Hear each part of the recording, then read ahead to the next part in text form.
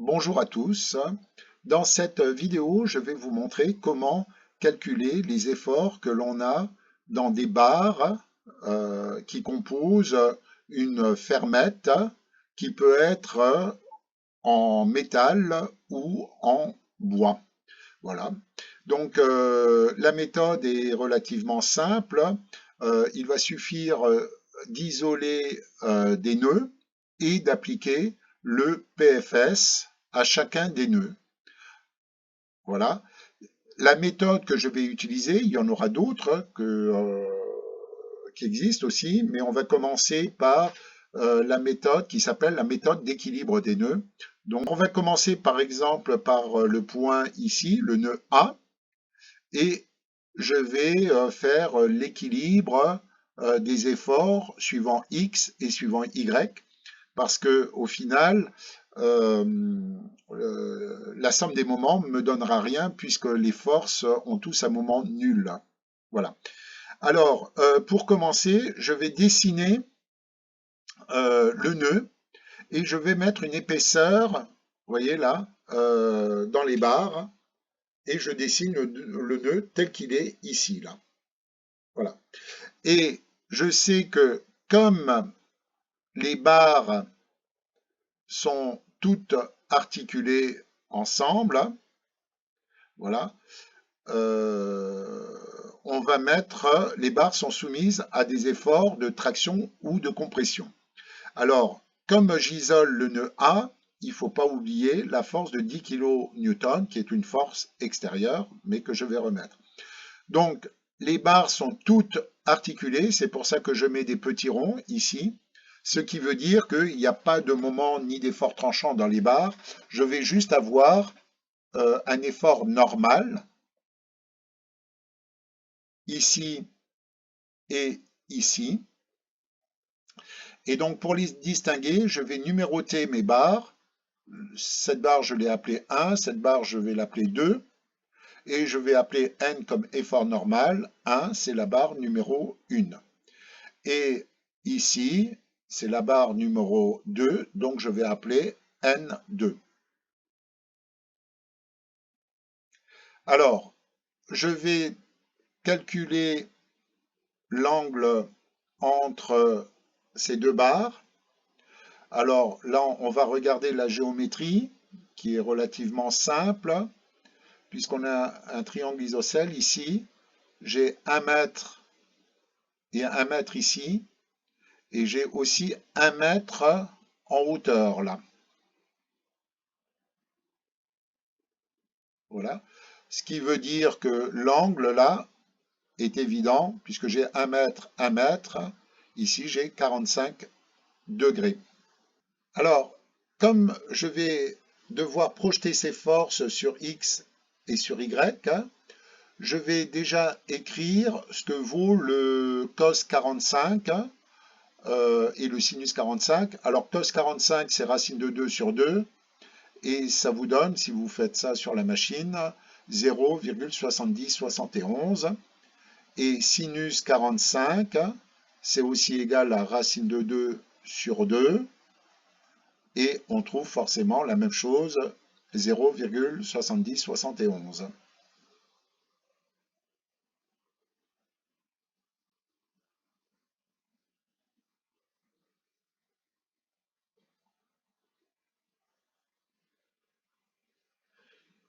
Alors là, je vais écrire le PFS au point A. Donc la somme des forces sur X égale 0. Alors, je vais projeter toutes les forces sur X. Alors, on peut commencer par la force NA. Donc, on projette sur X et sur Y. Je vais avoir moins NA, qui est ici, puisque c'est négatif par rapport au repère X.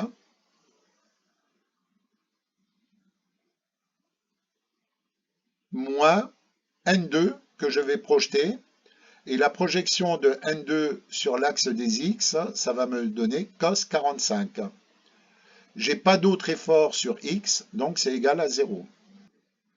Je vais ensuite écrire que la somme des forces sur Y est égale à 0. Donc cette fois-ci, je vais projeter suivant l'axe des Y ici. Bien sûr, j'ai le moins 10 kN, c'est négatif, c'est vers le bas. Et j'ai N2 que je vais projeter par rapport à Y. Et là, comme j'ai 45, j'ai aussi 45 de l'autre côté. Ça va faire cos 45 est égal à 0. Donc, cette dernière équation va pouvoir me donner directement la valeur de N2. N2, ça va être égal, je passe de moins 10 de l'autre côté, ça fait plus 10, divisé par cos 45, ce qui fait 10 divisé par la valeur qu'on avait calculée ici, 0,7071 kN. Et ça me donne 14,142 kN. Une fois que j'ai N2, je vais pouvoir remplacer l'effort de N2 dans ma première équation pour trouver l'effort dans la barre N1. Alors, ce qu'on peut dire là, N2, on a quelque chose de positif, ça veut dire que on tire sur le nœud, ce qui veut dire que ma barre est en traction. C'est pour ça que j'ai écrit ici traction. Maintenant, on va pouvoir calculer le nœud N1.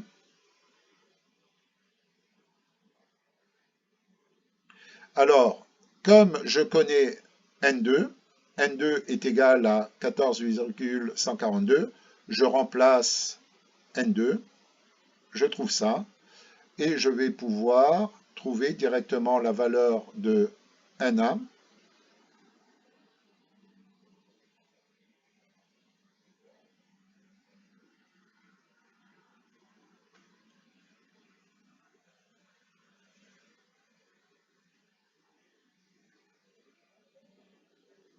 Et je trouve directement la valeur de N1 qui est égale à moins 14,142 fois cos 45, ce qui me donne N1 est égal à un nombre négatif, ce qui veut dire que si N1 est négatif, ça veut dire que le N1 ici est dans l'autre sens, ça veut dire que l'effort ici comprime le nœud, donc ça veut dire que la barre N1 est en compression. Donc qu'est-ce qu'on peut dire? Quand c'est positif, c'est que la barre est en traction, quand c'est négatif, la barre est en compression.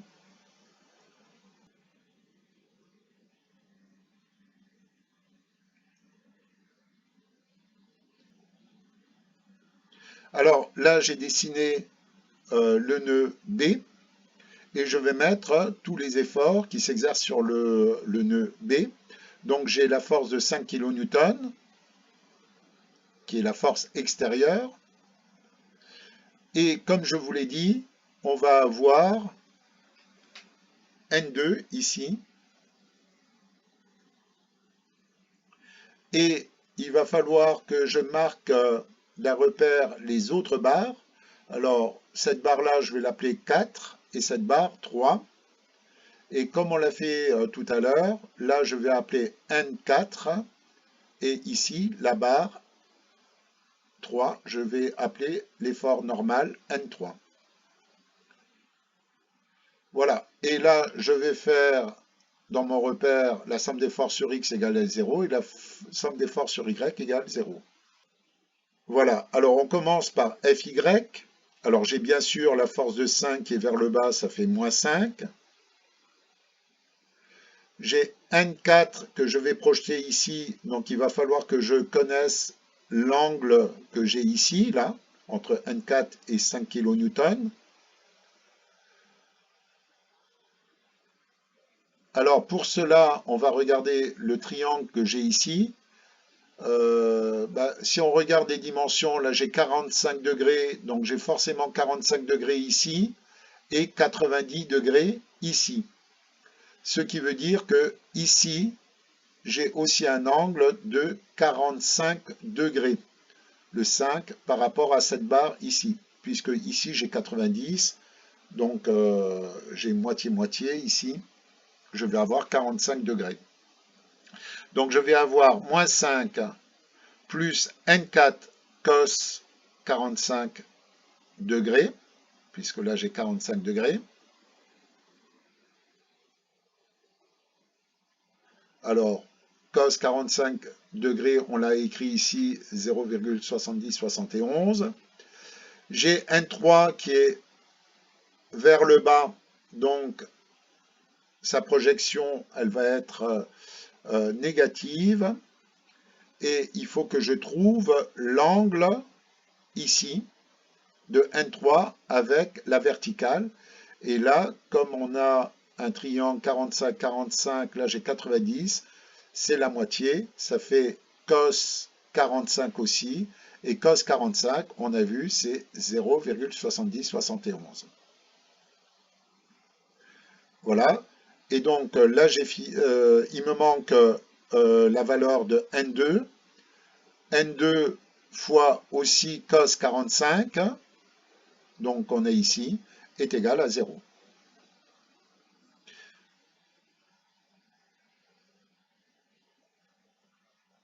Maintenant, on va faire la projection suivant X.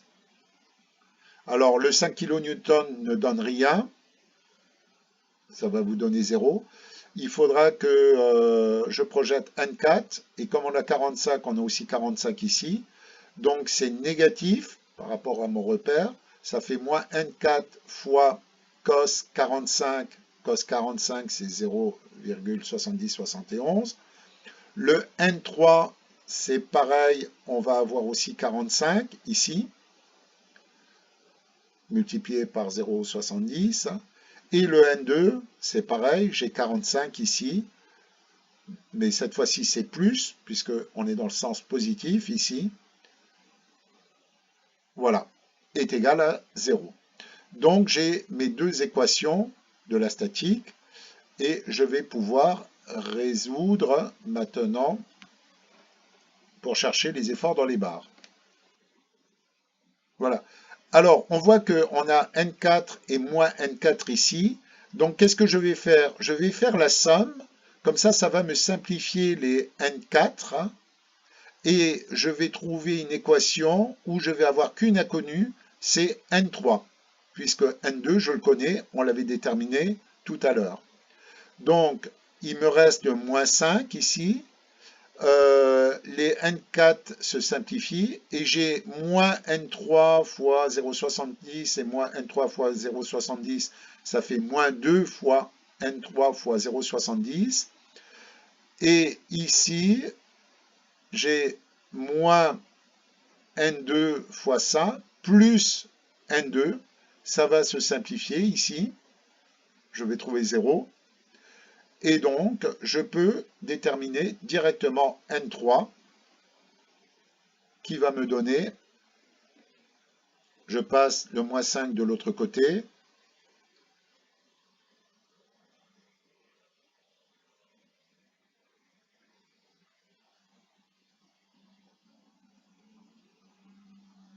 voilà, et si vous faites le calcul, vous allez trouver moins 3,536 kN pour la barre N3 qui est ici. Alors, une fois que vous avez trouvé une valeur, vous pouvez utiliser une équation pour trouver la valeur N4. Par exemple ici, je vais utiliser la deuxième équation pour trouver N4. Alors, je réécris mon équation. Et par contre, le moins N3, je le remplace par la valeur que j'ai trouvée ici, en tenant compte du signe, comme je vous l'ai dit, ici, là, quand on a fait l'équilibre des barres. Voilà, donc j'ai moins, plus N2 fois 0,70, 71. Et le N2, on le connaît puisqu'on l'a calculé quand on a isolé le nœud A.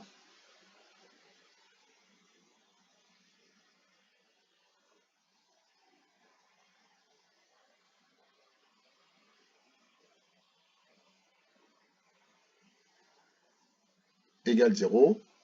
Et donc là, c'est une équation du premier degré et il faut que je calcule N4. Et N4, si vous l'isolez, vous allez trouver 17,618 kN. Alors ici, on va faire maintenant l'équilibre du nœud C. Alors, on va couper, j'ai redessiné ici le nœud C. Et ici, j'ai mis les valeurs que l'on a trouvées du nœud précédent. Alors, on a un effort de 1,25 vers le bas, N10, j'ai une barre de 10 et une barre de 11, numéro 11. Alors N10, N11. Et là, cette fois-ci, j'ai un angle alpha qui est différent. Donc, il va falloir que je calcule cet angle alpha. Ce que je peux dire, c'est que tangente de alpha, c'est le côté opposé, c'est 1 mètre sur 2 ici. Ce qui va me faire 0,5. Et si on fait inverse tangente alpha, on va trouver alpha qui est égal à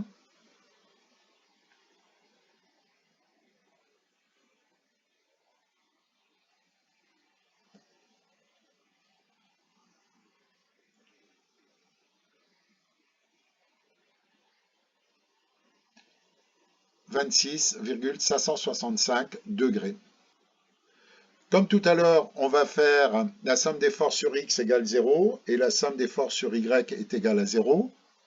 Alors, sur X, on a la force de N10 qu'on va projeter suivant l'axe des X. Donc, ça fera cos 26,565 plus N1, N11 qu'on ne connaît pas est égal à 0.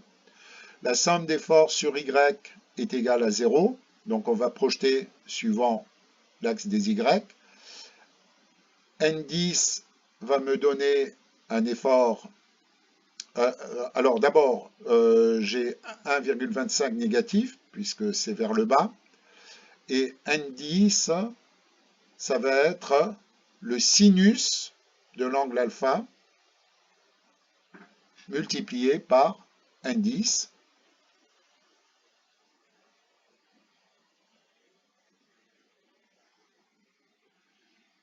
Et j'ai rien d'autre est égal à 0.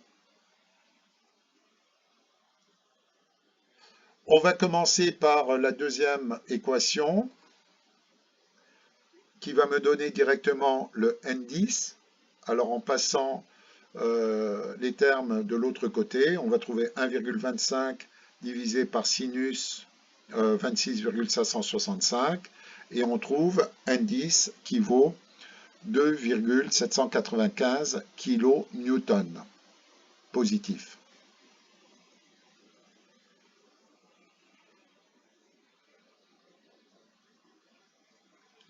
Alors maintenant que je connais N10, je vais pouvoir mettre le N10 dans la première équation et trouver directement N11. Alors regardez, en passant ça de l'autre côté, on trouve N11 qui vaut moins N10 cos 26,565, ce qui me donne directement moins 2,795 kg multiplié par cos 26,565 et cela me donne moins 2,5 kN pour la force N11. Alors maintenant, nous allons isoler le nœud D que j'ai déjà dessiné ici. Alors, ce nœud reçoit un effort N8 de la barre 8 ici, N9 de la barre 9 ici, et N11 de la barre 11 ici. Alors là, si on réfléchit, c'est relativement simple parce que si on utilise le PFS, ben, on fait le PFS suivant des Y. On va écrire la somme des forces sur Y égale à 0. Et regardez, en Y, j'ai que l'effort N9. Donc, je vais pouvoir écrire que N9 plus rien est égal à 0. Voilà. Donc, j'ai directement l'effort dans la barre 9 qui vaut 0. Et si la somme des forces sur X est égale à 0, qu'est-ce que je vais écrire? Je vais écrire que là, j'ai moins N11 plus N8 est égal à 0. Voilà. Alors, N11, on l'avait déjà calculé ici. Je vais pouvoir le remplacer ici. Alors, je vais avoir moins 2,5 plus N8 est égal à 0. Petite remarque, N9 était égal à 0 parce que je néglige le poids des barres. Sans ça, N9 ne serait pas nul. Donc, on trouve ici N8 est égal à moins 2,5 kN.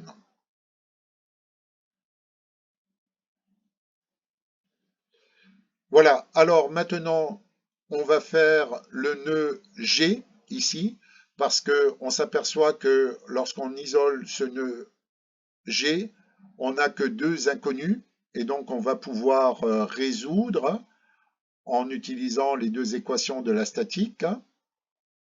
Et donc, je vais pouvoir écrire ces deux équations.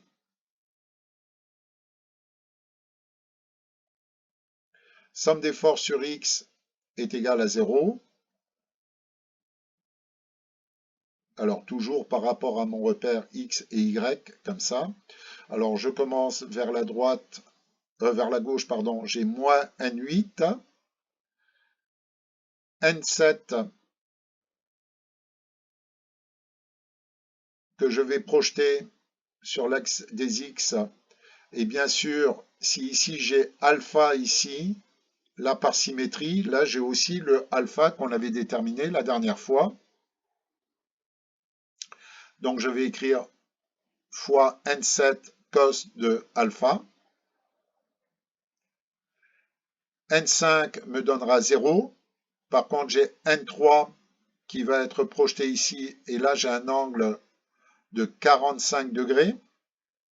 N3 cos 45 plus N1 est égal à 0. Et la projection de 26,5 sur X vaut 0.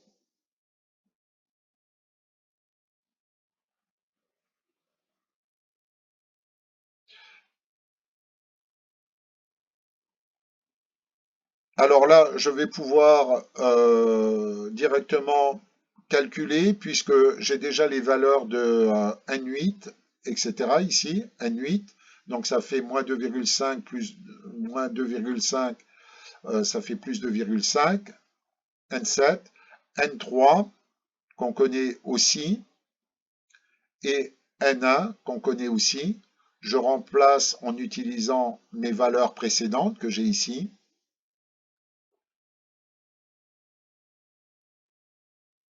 N1 que j'ai ici, moins 10 kN, est égal à 0.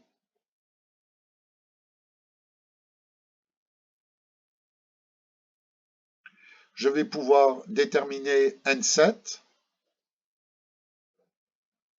Alors c'est facile de résoudre l'équation du premier degré et je vais trouver directement N7 est égal à moins 11,18 kN.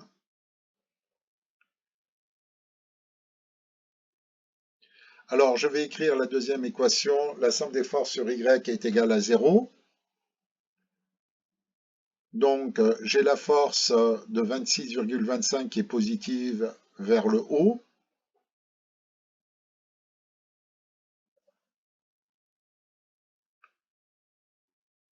Plus N7 sinus alpha positif, et alpha est égal à 26,565. J'ai N3 aussi, sinus l'angle 45 degrés,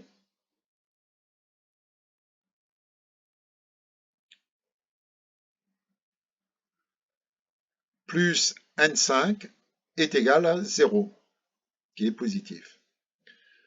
Alors, je connais N7 et N3 puisque on les avait déjà déterminés précédemment.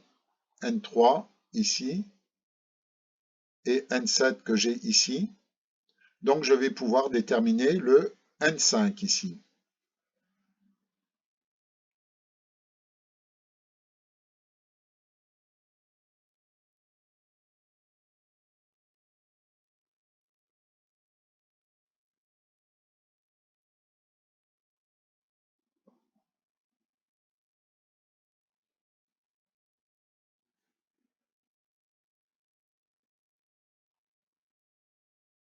N3 que j'ai ici, donc moins 3,536, je vais mettre un moins.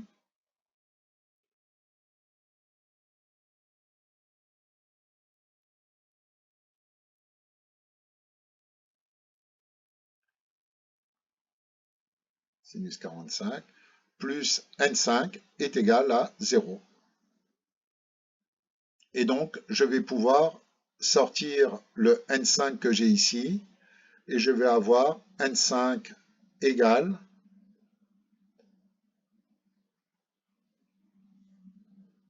moins 18,749 kN.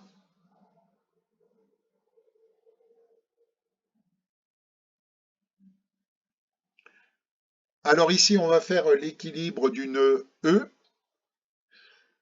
Alors, on va replacer les angles, puisque ici j'ai alpha, ici j'ai forcément alpha, alpha ici, et j'ai mes nœuds N10, N9, N7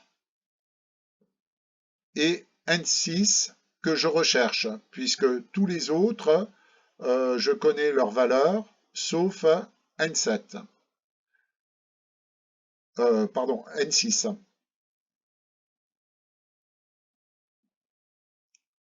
Alors, pour trouver N6, il faut que j'écrive une équation, soit la somme des forces sur X égale à 0, soit la somme des forces sur Y égale à 0. Je vais écrire la somme des forces sur X est égale à 0, ce qui va m'enlever le 10 ici. Donc je vais avoir N6 cos alpha, c'est positif, plus N7 cos alpha. Le N9 va rien me donner et j'ai N10 qui est négatif, ça fera moins N10 cos alpha. Alors si on développe tout ça et on remplace nos inconnus par les valeurs que l'on a déjà calculées avant,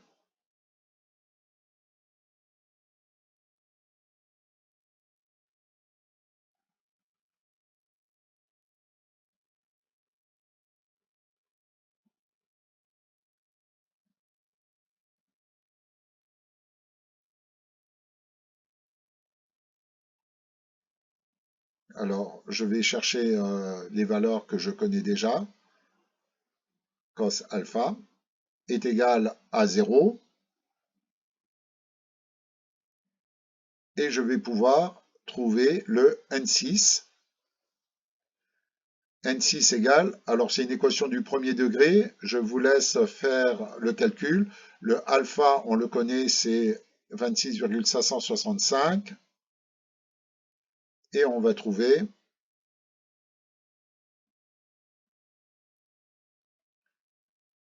13,975 kN. Alors, on a terminé, on a les efforts dans toutes les barres, mais on va quand même vérifier l'équilibre du nœud F pour voir si on trouve la somme des forces sur X égale à 0 et la somme des forces sur Y est égale à 0. Alors, il faut d'abord que je détermine l'angle bêta qui est ici. D'un côté, j'ai 45 et de l'autre, j'ai bêta.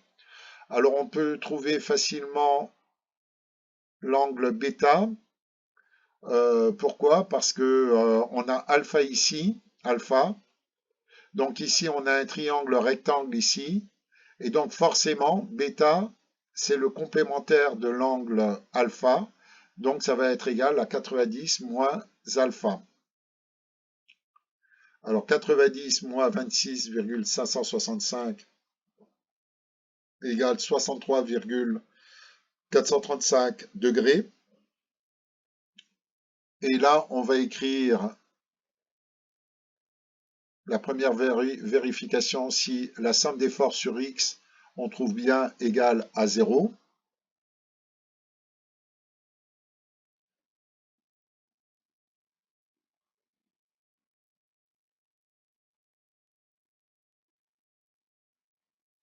Alors, en projetant sur x, n6 est négatif par rapport à ce repère, toujours, moins n6 sinus bêta, plus n4 fois cos 45. Je projette n4 sur x ici. Et si vous faites le calcul de tout ça, vous allez trouver, en remplaçant bêta par les valeurs, la valeur que l'on a trouvée ici,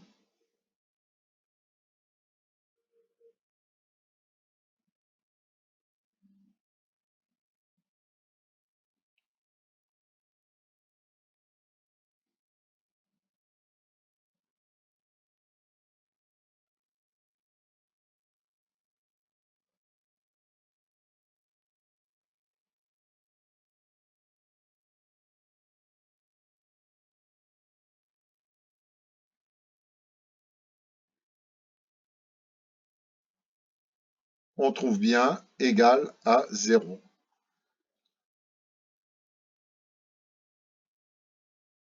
Vérification, OK.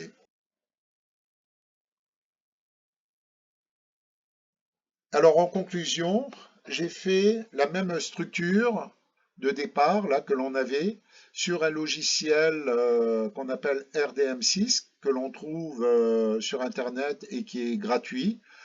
Ce logiciel vous permet de trouver les réactions aux appuis en B et en C. Et une fois que vous avez les réactions aux appuis, il vous donne les efforts dans les barres, comme vous les avez ici, là.